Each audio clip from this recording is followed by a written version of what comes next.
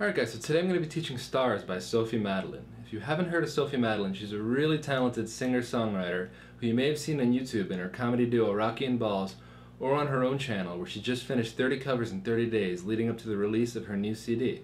Okay, so Stars is a pretty simple and fun song to play. The verse is mostly based on a C chord, which is just the 3rd fret of the A string there. And what you're going to do is hold down that 3rd fret of the A string with your ring finger, and also hold down the 3rd fret of the E string with your middle finger there. And for each chord you're just going to go down one note on the E string. So the first chord would be 3rd fret of the E string here. The next would be the 2nd fret of the E string, 1st fret, and just an open E string, which is actually just a normal C chord. When played it would sound like this.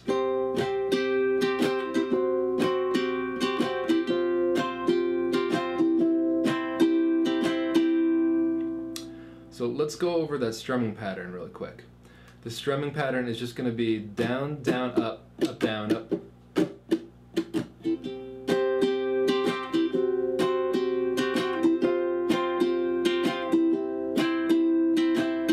And a couple other things about the verse. Sophie has this little flourish that she does during the verse where towards the beginning of the song she'll actually kind of release the 3rd fret of the A string there. And it would sound sort of like this. So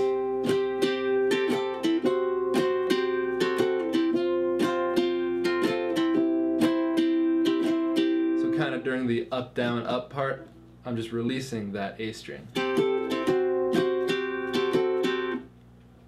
I'm pretty sure she only does that towards the beginning of the song, but you can probably throw it in, during other parts of the verse and it'll likely still sound pretty good. Okay, now one last thing about the verse. Towards the end of each verse, like during the lyrics fell into my world, she'll actually, instead of ending on a C chord, she'll end on a D7, which is the 2nd fret of the G string here, and the 2nd fret of the E string. It would sound like that. And in practice it would sound like this. You're just doing the normal chords, and right here, you go to the D7, and then back to the normal verse chords.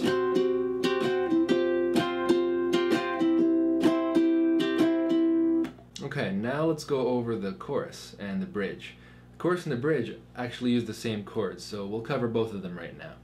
Let's review those chords first. You have a D minor, which is the 2nd fret of the G string, 2nd fret of the C string, and the 1st fret of the E string.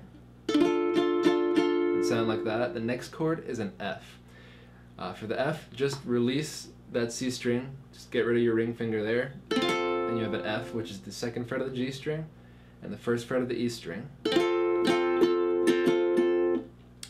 Next we have a C, which is the 3rd fret of the C string here, kind of like we went over in the verse. And then finally we have a G, which is the 2nd fret of the A string, 2nd fret of the C string, and the 3rd fret of the E string. When played, the chorus would sound like this.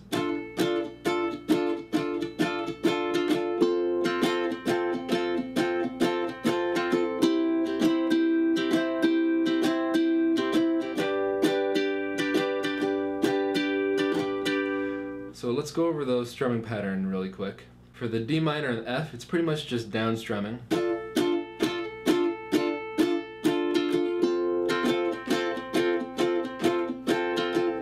With a couple of up strums when you're switching chords. Now the C and the G, that's going to be more similar to the verse.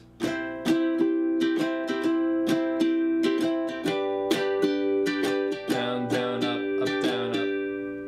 You can just kind of use those strumming patterns as a template. You don't have to adhere perfectly to that. I think the chorus and the bridge are kind of flexible in that regard.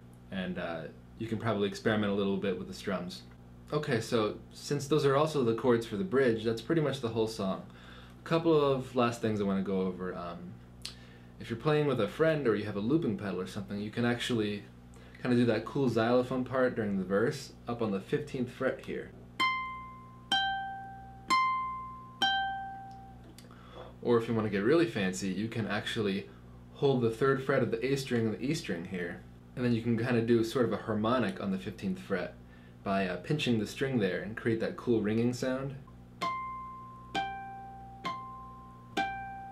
And that's a little trickier to pull off. What you're actually doing is you're just touching the string with your index finger and then you're plucking the string with your thumb. Now, I wanted to talk a little bit about the bridge again. Like I said before, the bridge uses the same chords as the chorus, so you can just play it the same way and that's fine. Chances are when you're playing the song, you're probably going to be playing by yourself.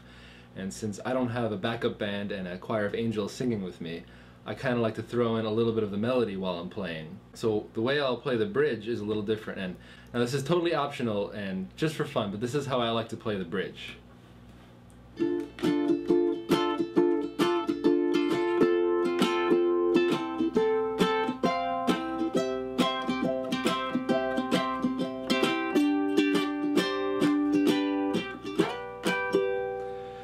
So I incorporate some of the melody of the song into the chords. Now the way I do that is I'll start out with just a normal D minor, and at the F is where I start getting a little creative. What I'll do is I'll slide up to the 5th fret of the G string and the 5th fret of the E string, and then I'll throw in my pinky on the 8th fret of the A string. And what I'm doing there, those are actually just inversions of an F chord.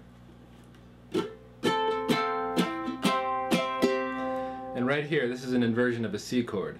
That is the 7th fret of the A string and the 8th fret of the E string. And then I'll do kind of a walk down here. And those are all inversions of a G chord. It's the 2nd fret of the C string, 3rd fret of the E string, and the 5th fret of the A string. Right after this chord, just hold a normal G and throw your pinky down on the 3rd fret of the A string. Now get rid of the pinky, just a normal G, and then you're going to slide up to the 10th fret of the A and E string and the 11th fret of the C string there. Just keep that shape and kind of slide up. That's also an inversion of a G chord. And once again, all together, it sounds like this.